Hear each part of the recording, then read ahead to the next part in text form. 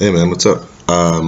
Watched the footage and took notes. So it took about 40 minutes to do that. So we'll go through the footage. It might be a long video, but I think it'll be pretty useful, just as a good baseline of where we're at together. And then there's some areas of focus that we got to talk about, and I think hone in on for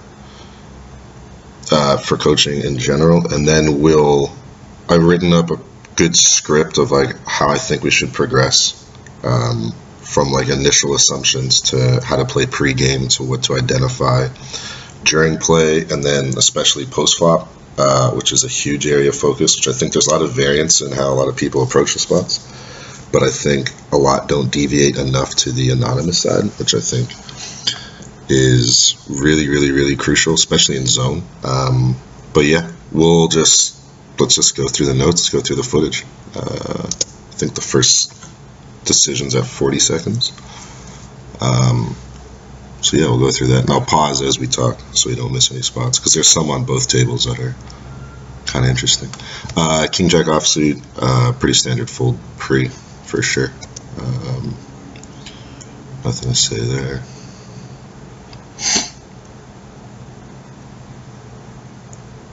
So Ace King suited is our first spot, and MP opens.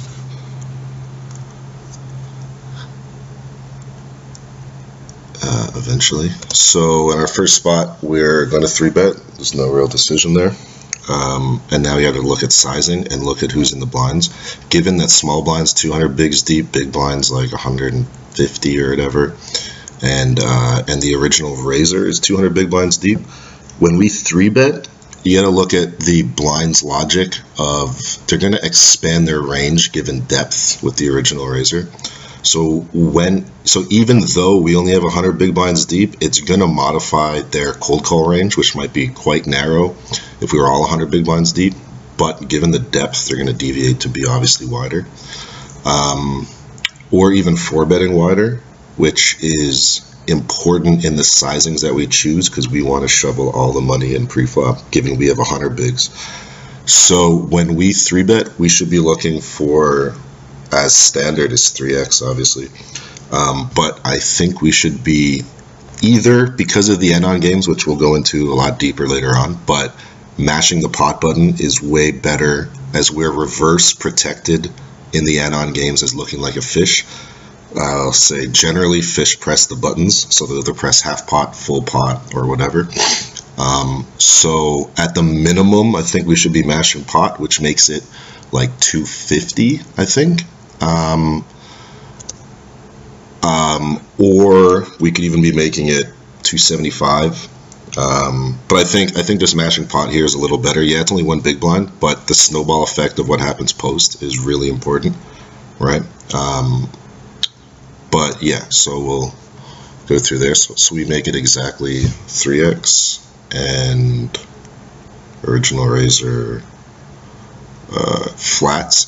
So here's another spot. Do we c-bet? Do we not? If so, what sizing? I understand you went for the standard half pot sizing, which is totally normal, but I think we should be thinking a little different here. We should be thinking, what do we have? We have 2 overs, a backdoor flush draw, and a huge range advantage. We have like 10s plus.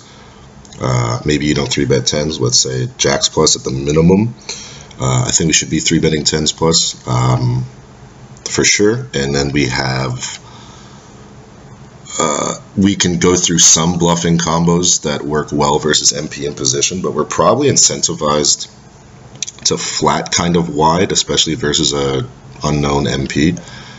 So I would go for what I would call standard, like a 3rd pot size bet size here, which we can just use the slider and leave it in some janky numbers. Because we have a huge range advantage. Yes, he's going to have a lot of pocket pairs. He's going to have a lot of suited connectors, because he's going to be probably over flatting. Given his range is going to be largely suited hands. Our bluffs don't need to bet that much to get him to fold out like Jack 10 of clubs or whatever, or like King Queen of clubs, or even King Queen off if he's a fish, or like ace-5 of diamonds, whatever. And we don't need to bet that much to fold those out if we're bluffing. And if we have value, we know that his range is going to be pretty binary on this flop. So what's the point of betting huge? And then we can barrel all spades, all jacks, all queens, all kings, all aces, because we're going to have ace-jack here, we're going to have ace-queen, and it's just way better for our range than his, because he's going to have so few queen X and jack X that float this flop, besides the few suited connectors, which might be like queen 10, queen jack, and shit like that. So half pot is general standard. I guess checking back is totally fine as well, but folding out equity is really a big deal. If he has jack 10 suited, right, he's got a pretty big chunk of equity where on a 10 he bets half pot, we just fold now. It's like, it's pretty gross, because he could also have just like ace 10 and be like, well, I have a jack 10 blocker, I have an ace 10 blocker, I can get him to fold ace king, and then what do we do? Like, our hand is very transparent here, where a lot of people either always c-bet ace king for like a half pot and then completely give up, or they check it back and all their real bluffs always c-bet. So it's pretty face up. So when he checks here again, we're going to bet he's going to fold a shitload, which betting the third gives us a little bit of deception as well, which is pretty valuable. Also, we have to consider sizing here. When he checks turn, he doesn't lead it, which means he has marginal showdown value or just a pure trash hand, right? So if he has like jack 10 of clubs, he's not even going to bother bluffing. He's like, you got it, kid. But if he has 9s or 10s here, we're trying to get 2 streets out of them. Betting half pot here might get 1 street, or they might just fold because they have a good read that Gen Pop always has ace king here. So we could definitely size down. Also, his hearts probably bet turn because they don't want to face, let's say, like a pot size bet. Again, if we're a fish, we could just pot the king here, and then what? So he might be leading hearts at a good frequency, so we should definitely be considering a smaller bet here as well. We're not really afraid, we're not like afraid of any river. The heart isn't a big deal. A 9, a 7, it is what it is. A 9-10 should be leading turn here, so I think we should just be betting smaller here. But I think really c-betting flop is an area of focus that we really should talk about a lot, because it's a way that it sets up turn and river spots way better for us and really modifies the SPR better. Table 1, which we'll call the left-hand side, you flat with the rationalization of the SPR, or the pot odds, which is obviously true. 50 cents to win $1.85 is pretty seductive. But looking at an MP range, the cold call isn't nearly as important as the MP range, but flatting the cold call range is way more prevalent than if we squeeze. With rake being as high, which you talked about later, and we'll talk about later as well,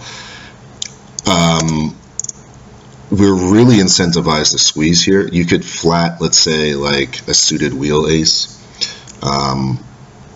because those straights at a very low frequency, but a non-zero frequency, can really exploit the cold call. But here I think it's just like a standard squeeze. If we were 150 bigs deeper, it is like the most standard squeeze. But regardless, I think it's important to squeeze here, because if we can get him to fold, no matter what he does, we just win on so many boards with a sound 3-bet out of position squeeze c-bet strategy. So that also with the rake, which again we'll talk about later, but we're already touching on now, you're incentivized to see less flops. So that means tighten up the marginal spots of where the EV is very, very little, so that the rake makes it negligible or often losing, where the other way to see less flops is to 3-bet more with holdings that are also marginal. This is marginal on the flat or 3-bet, or you could have, let's say, like 7-5 suited and be like, it's a fold or a flat, then we could deviate folding there. But I think we should be squeezing this. Our range here smashes this. We have all 8-9 suited combos, potentially some offsuits. But given we have no blocker, that's like if we had like 8 ace 8, we could definitely get tricky versus a c-bet here because we just have a huge range advantage and we have the backdoor flush draw, so we could be check raising that hand. I don't know if you are. I didn't see any pocket pairs under the gun, but I'm down with opening all pocket pairs because especially on this site, on this format, you have a huge implied odds on a set. It's just totally fine in my opinion. As played, I think you just check it down, which is totally fine because the turn was not a spade. And yes, we do have some 7x here, and we could consider betting here because we have the 6-7 blocker, and because he's the original raiser, he should be betting a fair bit of his marginal value for protection, and he should be betting while pretty narrow. He should be betting quite a bit still for his protection for his strong hands. So we could definitely just bet here large, exploiting the fact that they probably neither have 7s. But I mean, it's totally sound. Like, that's a pretty big exploit for our exact hand. 6-8 would make a way better bet. We use c-bet 3-3 on ace king 4 versus it's obviously theoretically like a huge over c-bet. And yes, we do have more ace-x in range than him. If he's flatting any offsuits, so like let's say ace-10 offsuit, ace-jack offsuit, he's going to have a shitload of combos. So again, we have to go back, which we will in future sessions, but come up with what's a general person doing flatting the small blind versus button, and then versus EP, which we can consider under the gun, and MP basically the same thing. They're going to have a lot of suited connectors, maybe some one-gappers, a lot of pocket pairs less than 10s, and then some suited ace-x, some whatever. This board for our range is pretty good. For our exact hand, I think we should be always checking back at this particular combo, because versus any call, like let's say he has 6s, we're never barreling a turn because there's so many turns that get gross, right? For, oh, well, you could have queen 10 suited, or you could have some even like some king X. But if we're looking at his range pre-flop overall as being a lot of suited connectors, a lot of pocket pairs, right? There's a lot of combos between 4s and 10s that we could definitely barrel off, and this makes this bet pretty futile because we're just trying to fold out unpaired overcards, which we can definitely just delay c-bet and get the same result a good percentage of the time. So we give up, which I think is totally fine. But I think the c-bet is just unnecessary because we are definitely protected in our c-bet from checking back. We can have all king X, right? We can have a shitload of king X. So we're not worried about our check being weak. Yeah, so where's the next spot? I think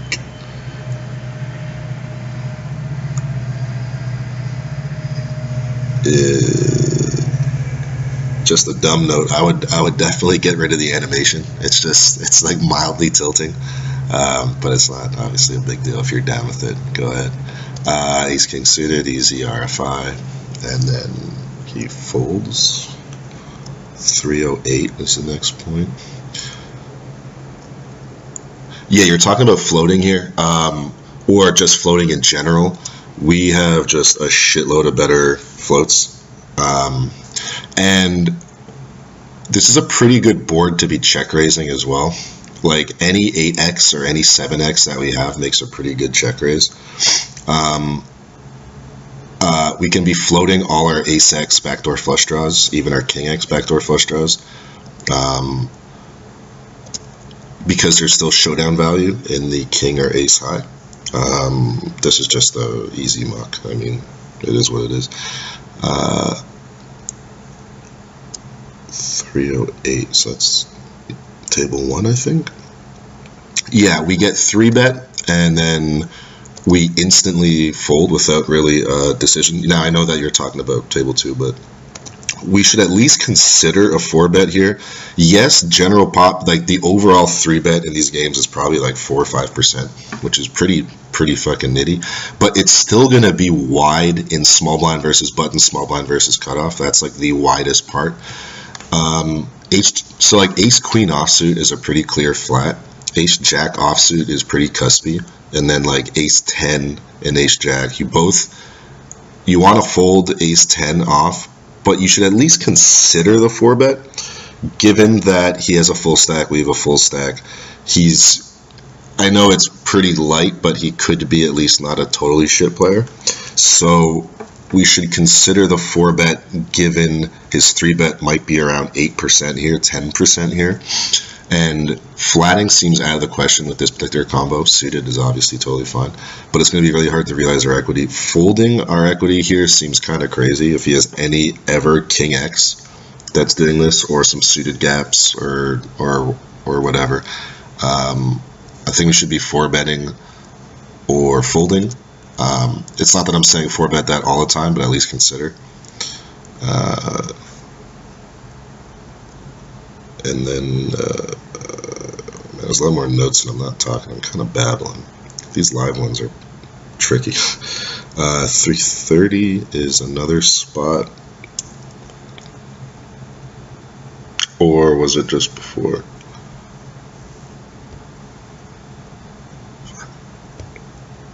Oh, it was the 6-7 offsuit. It's like the bottom of my small blind range, I think. I've set up some ranges for other games, but they still work out meh. It's the bottom. I know it's cuspy. These are for stars 100 now, I think. And they just work good as like general, spots. But given that, which again, when we go through the entire framework of what I've written up, we have to go back to our initial state of our assumptions. General pop, especially in big blind, is probably overfolding in general, given that the sight deviation allows you to fold big blind before action gets to you or gets to a raise. It's even more incentivized to open blind versus blind larger. And the hand plays fine. It's obviously not great, but it's fine. And also, because of the low 3-bet blind versus blind, you're not expecting a 3-bet for his cuspy hands. So it's going to realize its equity just fine. And he's going to be overfolding. I mean, that's just as simple as it gets. Queen 10 suited, good RFI. We're opening that under the gun too, I hope. Yeah, here's another spot. We 3-bet, which I think is totally fine. We have to look at MP range though, which I would assume is something around this. We could definitely get rid of the 9s. I know a lot of people don't like the 9s, but well, jack 9 suited. So our ace jack versus is not doing great. Like it is, but it's not, because he's going to be incentivized when you look at that range of hands. They are all suited. The only offsuits are like king, queen, queen, jack, which he probably might not even open. He's going to be incentivized to flat, given he has position, and our sizing is quite poor here. I think out of position should be at least 4x. That's kind of new-ish, is to size up, but given that players are defending better, even in these games, people are defending reasonable versus 3-bets in these positions, because their ranges are so good, and they all play reasonably well post-flop. Their range does. We should be making it 4x, because our bluffs like this wants as much fold equity as possible, and our value is we're still going to be weighted towards value quite a bit. If we have 16 combos of ace jack, and then that means that ace queen, that's another 16, and now that can be for value, right? But if he's going to be flatting a lot, it's going to be very hard to realize our equity. Also consider big blind. I'm not a fan of flatting the small blind, but definitely, especially in these games, with big blind being generally weak, even in like the 100 NL zone or 200 reg tables. If you can identify big blind as being weak, yes, flatting isn't great, but we can get him to make mistakes having a lot of offsuit Jack X or Ace X, where he's gonna put in too much money behind too often. And MP, if we're assuming that he's okay, he's not gonna be. He's like three-way. A reg or a decent player turns down the aggression and they don't spew. They play very face up. So it almost makes it like we're playing 1.5 players instead of 2. And one of them, like the whole one, being weak, which is pretty dope. Anyways, here I think we have to be c-betting like a third, maybe even a quarter. We have a huge range advantage. We have all like 9s plus. And we can barrel, obviously, any ace, any king, any queen. He should have, like, and obviously jacks. He'll have no queens plus. We're assuming that he's going to 4-bet those. If he has it, whatever, it sucks. So we have a lot of barrel cards. We have a huge range advantage. We can get him to fold out equity like 10-9 suited, which it sounds dumb because we're ahead, but that equity really sucks because if we check, then he ever bets that, we're what? We're folding? That's like horrendous. So a low size, high frequency c-bet in spots like this is really important. Now I know you're in like 2 spots here. I think betting the 10x is pretty important. We get value from 7-8 if they ever have a 6-8 suited, 10-9 suited. If they have like ace-9 suited, or king-9 suited, or jack-9 suited, or like ace-8 suited, and then plus all the spade combos they could have, some janky shit. They could have some 5-4, some 6-4 suited. It's going to be hard for those like suited 1 gaps to be in range, assuming that they're both acceptable players with the full stack. But there's just too much value to be had here. Like we just own Jack-10, right? We own 9-10. We own 7-8. That's a lot of combos out there, and not many are better. Right? Also 8s, also 9s. There's not, which should be betting flop, but I mean, it is what it is. Here we should be definitely betting the queen.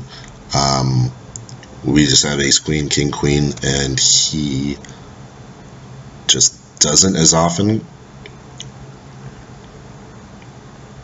because we can have the offsuits and he can't, and the offsuits make up a shitload more, right? Given that we're timing out, if he was a good player, he should be instantly betting, like always betting, because we are not, if we were value based, we're never timing out, because no matter what's happening on our other table, if we have value, we're focusing on this. So he should be exploiting us 100% here, but just mash and pot. But it is what it is.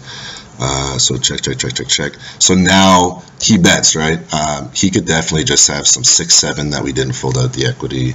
5-6. He could have any ace X suited bluff, and we let that over realize its equity because so say that he has ace-10, we're just crushing him pre-flop. He just gets to bet it now because our range is so weak on this river. We have no value hand at all that checks down like this, right? So you can be making ace-king fold with any 2 cards here, and there's nothing we can do. Like there's nothing we can do because we rep no value. We could hero, but we're definitely not heroing because he has so many value hands that he can bet thin, right? He can bet 9s, he can bet 8s, he can bet 7s, he can bet 6-7. And then what do we do? In this spot, so this dynamic changes everything because they have like 50 bigs, not even. But if we were all 100 bigs deep, this is a pretty big squeeze size, which is good on him. 8, 16, 24, 32. Yes, it's like 5x almost. 4.5x, I guess. We can exploit it by calling if they had 100 bigs each, given that they're going to over cold call again. And if they, like again, they had 100 big blind stacks, they're going to be, nobody really back raises by cold calling and then raising versus a squeeze and then the RFI cold call to the squeeze. So, and our set value is just through the roof. Now, given that they're short stacks, they're definitely potentially back raising. So if they have ace queen, ace jack, it's a fishy move. It's not great, but it's also not trash, right? So it's obviously a fold here, but I'm just saying if they had 100 bigs each, I think we can definitely get in there. On this flop, you c-bet 75%, which I think is interesting. It seems negligible, the one big blind different, where I would go probably just half pot, maybe even a little less. Your rationale was thinking about if you had ace queen, you'd want to bet a lot for protection against the clubs and shit, which is probably true, but you got to think of, instead of looking at similar value hands in your sizing, you have to think about what bluffs that c-bet, what did they want to do, right? Ideal bluffs, 10-9 no club. Well, we're really gonna have to discuss c-bet strategies and also board identification and which favors which range and how they break down, and then how to realize what the range wants to do, or what your range wants to do versus what your exact hand wants to do, because that's really, flop is the most important street. When you're on river, it's pretty binary, and then turns are all based off flop play. So betting flop is totally cool. The sizing is interesting. We are exploiting him if we think he's going to have a lot of pocket pairs or one club hands that definitely call. So is all his king club X is going to call. And the 8 isn't that big of a blocker to his combos, because there's still 9 and 10 and king X of club higher. And he snap calls, if I recall correctly. Let's watch that again. I wrote down he snap calls, but I could be wrong. Snap is in like 2 seconds. Oh, sorry, that was flop. Yeah, he calls flop really quickly. And then turn, given that let's see if he does. Sorry to replay this all over again. You probably know it off by hand. Given that he calls that quickly, that could definitely be a one club hand. That could be a jack X. That could be a queen X. Isn't going to snap that quick. I really don't think so. A set never, like, basically really strong value is at least considering, where a one club hand is going to be just always calling, I think, or a weak jack. So if that's true, and he has middling value and not queen X, like top pair plus, we should never be betting that large on this turn. A, our exact hand doesn't care about protection at all. B, we're trying to coax out value from like jack X or one club or whatever. If he has one club, he's folding to this bet, right? It's a pretty big bet. Where if we bet half or even a little less than half, he could spaz out with the king of club. He could still call with a 10-9 offsuit no club. He could be calling with a jack X for sure. He could be calling with his one club hands, and then he makes big mistakes on the river where our percentage of the bet in the pot is going to be the largest. So this turn could be, we could almost check it, but given the speediness of his call, he has some sort of value or some sort of draw where it was a pretty binary decision.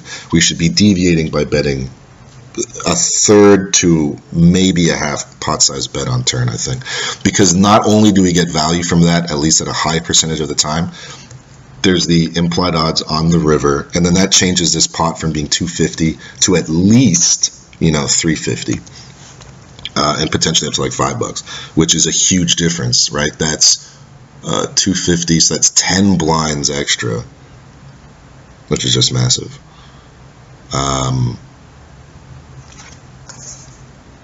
Only have 5 minutes, man. I knew this. All right, where's the next spot? 657. Oh yeah, there's a period of just nothing. Let's go to 657. Yeah, the spot was Queen 8 suited versus MP, and you fold. I think this is a pretty standard flat, and I would say versus cutoff at least, defending like Queen 6 suited and Jack 6 suited plus and 10-6 suited plus. So this definitely fits in with a slightly tighter range. We're just going to realize our equity fine. It's a 3 gap, which is totally fine. A queen suit, strong.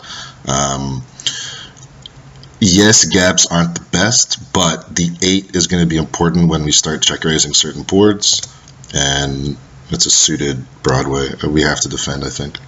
It would be marginal like Queen 6, but I think that should be a call. I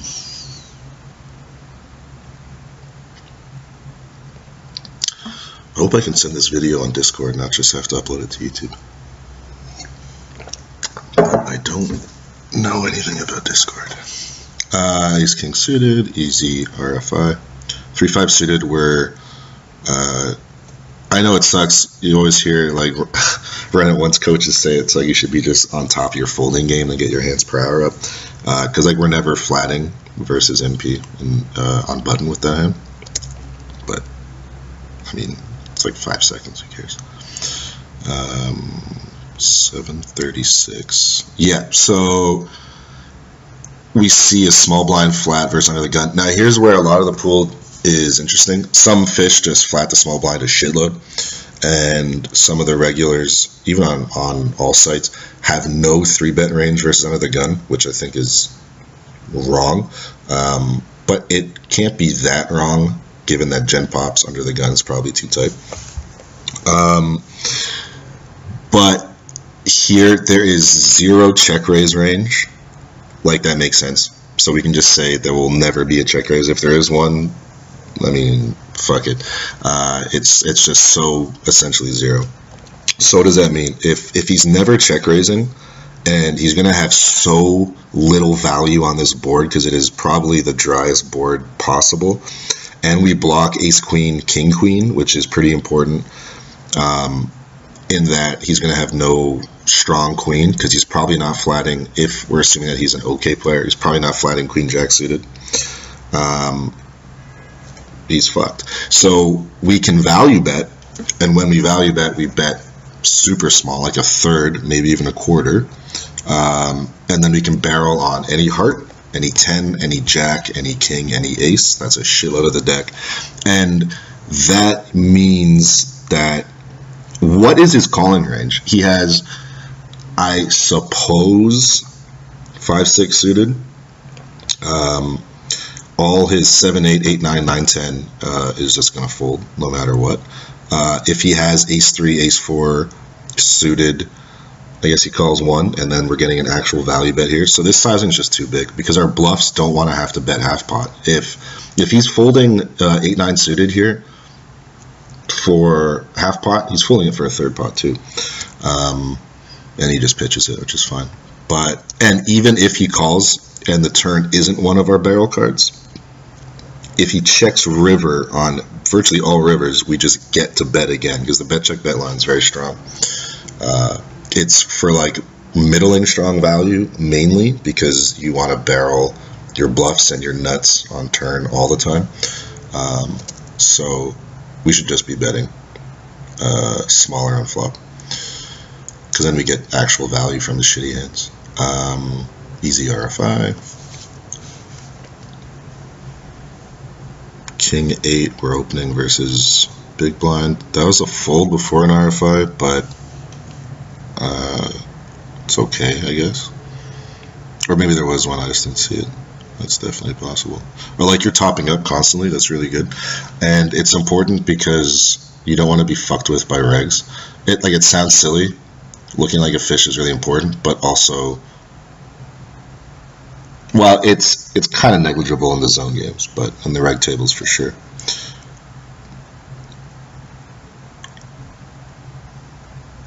Versus limper, just check, and you lead out, which I think is totally fine.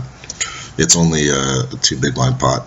We are bloating it if we bet and he calls with any 1 spade hand. Like if he has like 8-9 with like a 1 spade. But given that he's a fish, has like no post flop aggression, so we can actually still check down our jack high after flop bet. Easy RFI. I would consider at not necessarily these games, but at the 100 games, and if 50 ever runs again, to be opening like 2.5x on button, except versus, well, we'll get in that later, but when to deviate and what to do versus what you want, like maximum exploit with your hand versus the blinds. Sometimes it's important to look like a fish. Sometimes it's important to just pot size open. Sometimes it's important to, there's a lot of deviations that we can do, which again comes back to like the overall strategy we're talking about of our site assumptions and our stake assumptions and our reverse protection of GenPop, because we are GenPop.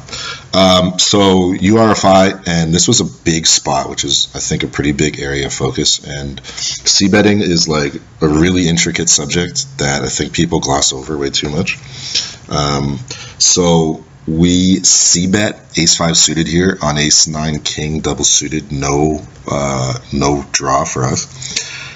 Small blind is gonna crush us here in that they're likely a fish, so they're gonna have a lot of offsuit ace-x in their range, and that's a really important detail, because if they have only suited hands, let's say, of ace-x, we're fine because we block one, the board blocks another, so they're gonna have a lot less combos. But if they have ever ace-10, ace-jack offsuit, that's a shitload of combos that we're fucked by.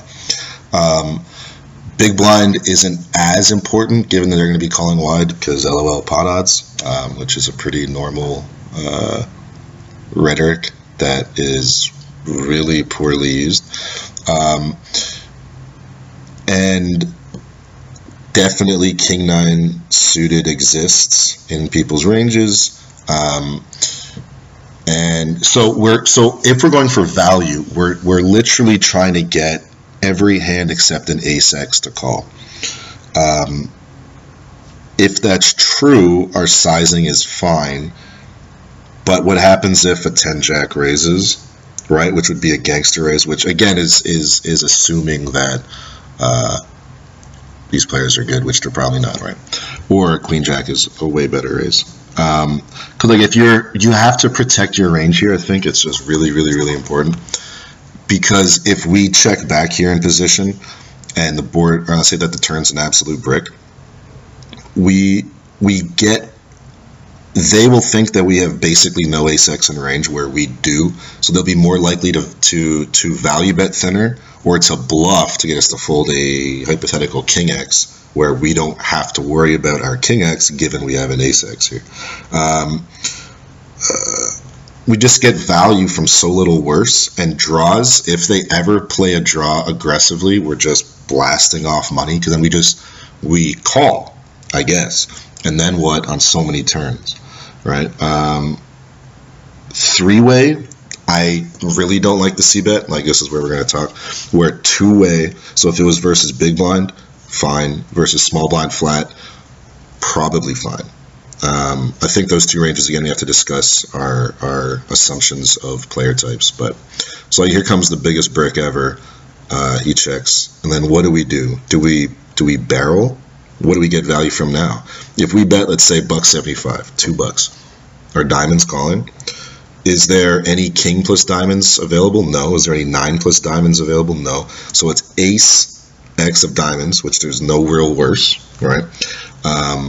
There can be some 9 or some 10-jack, queen-jack, queen-10 of diamonds. Not very many combos, like 4 combos, let's say in total. Does king-queen call? If this was a 10, maybe, but king-queen is not calling again because we bet in a 3 people or 2 people so strong. Is it like which we'll go over later, but the math of our c-bet, our bluffs get heavily reduced. And our value bets then must get heavily reduced. I would say our c-bet here should be like ace-queen, Ace 10, but we have to be careful of which 10, because if it has a diamond, I think that could also be a check. Because we're blocking 10 jack, queen 10, and then quite a few diamond draws. Ace 9 is obviously fine. Ace 8 is now cuspy. Like, we would have to open up Cardrunner's EV, or I guess we could do Ecolab, but like, what our c-bet here is going to be very interesting and pretty precise.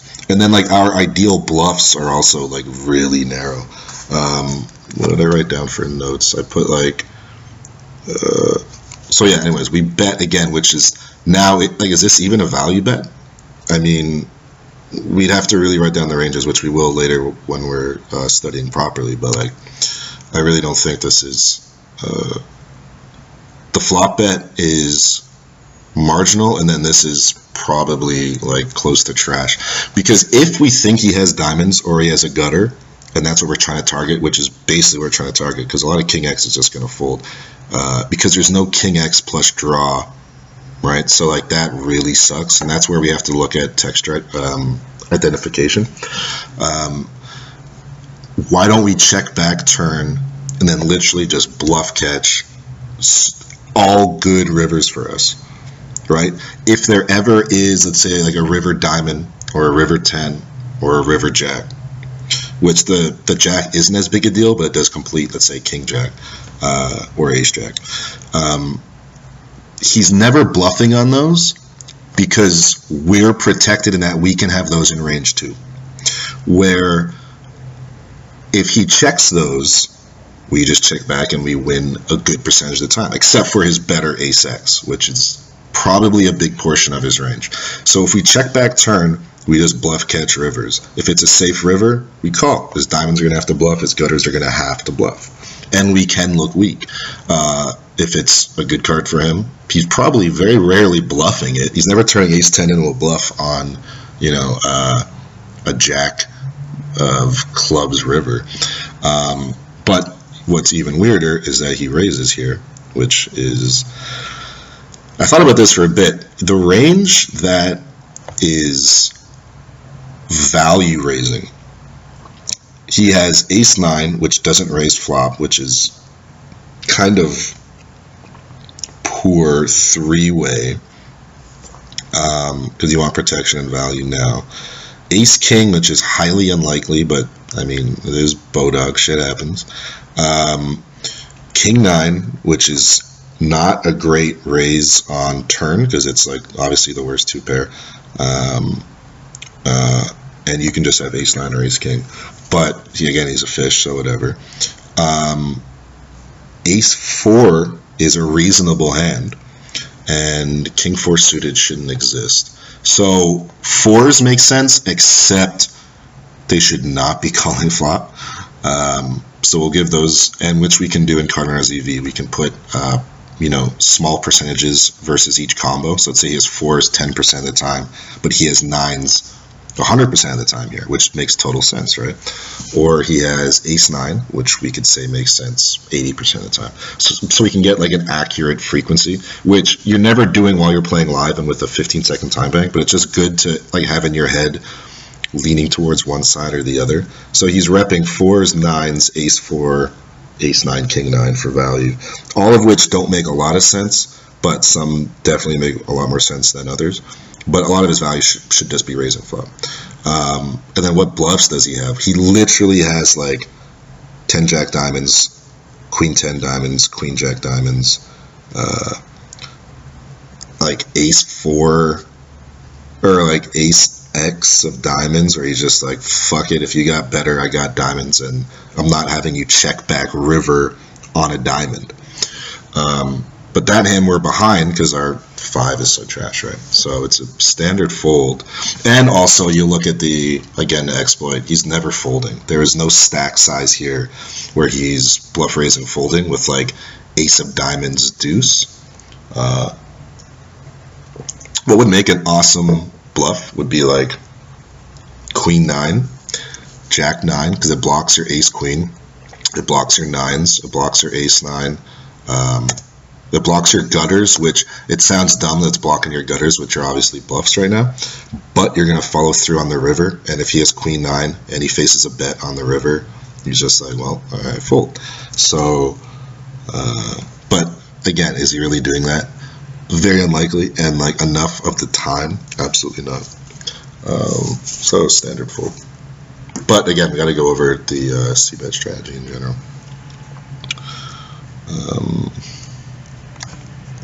How long is this? 45 minutes. Holy shit. Okay, I'm going to stop it there. Sorry to cut you short. We will talk more about that, and then I'll discuss the coaching plan I've set up. And yeah, I guess I was rambling a bit. I hope it was valuable to you. And literally, we did like no sims, no actual discussion of any real numbers, but I think it's a good taste of the approach that we should be taking, and some of the deviations that might seem a little unnatural now but will make a lot more sense. Sizings, especially in 3-bet pots, are really important. What you were talking about, I wrote a note here. It was about where you were talking about the rake increases. So yeah, and we already talked a little bit about it, but you're incentivized to see less flops, which means, yeah, definitely folding your marginal, like either fold or call hands, but also your flat or 3-bet hands should be incentivized as well to 3-bet, because you're likely to see less flops. And Gen Pop is probably over folding in certain spots. Some spots, they're going to be weak-minded, and they're going to be like, well, my MP range it's all sexy, right? Like a queen 10 suited is still pretty sexy versus a 3-bet, or you would think. When in truth it's actually not really. But so what should we be doing then? How do we counter that logic, which is obviously true that rake is pretty high? We should be 3-betting more, right? We should be trimming the fat, like our poor hands, 3-betting more, and then putting a big focus on 3-bet pots in and out of position. Our sizings are really important, pre-flop and post-flop, and then how to flat in position those ranges, how to flat a playing 3-bet pots, because that is, especially 100 big blinds deep, like one little error or one sizing difference or one marginal flop or turn call you're making 30 big blind mistakes, 20 big blind mistakes, where in single raise pots to even hit a 30 big blind pot is like massive. So also I think a really big area of focus once we're getting better there is 2-bet flop, so either check raising or raising in position, I think is pretty important. And then when to delay c-bet and when to probe, which is also really interesting, especially for single raise pots. 3-bet pots, you have to be like 200 bigs deep to really consider those as well. But what I've been putting a lot of focus in now is check raising in 3-bet pots, which I think is really important, but way better or way more important at higher stakes or on sites where you know the players, because versus fish, they'll still just blast off. Where with their like marginal value at that point, when you face a check raise, is aces on like 5, 6, 7 really that strong? But yeah, anyways, I hope the video is not too long. I hope it was somewhat valuable and insightful, and yeah, we'll talk soon. So until then, take it easy, man.